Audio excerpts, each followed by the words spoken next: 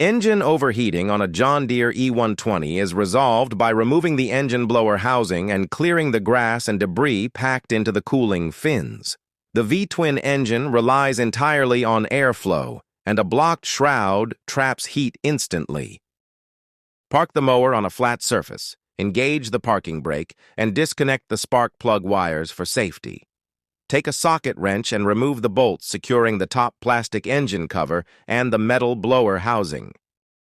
Lift the housing off to expose the aluminum cooling fins surrounding the cylinders.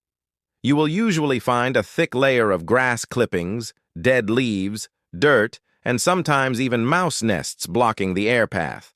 Use compressed air or a stiff nylon brush to completely clean out all the grooves down to the bare metal. The flywheel fan needs an unobstructed path to push air across these fins to dissipate heat. After clearing the fins, check the engine oil level using the dipstick on the side of the engine. Oil acts as a secondary coolant in these air-cooled systems. Low oil drastically increases internal friction and heat, compounding the overheating issue. If the oil is dark, thick, or below the add mark, drain the system entirely.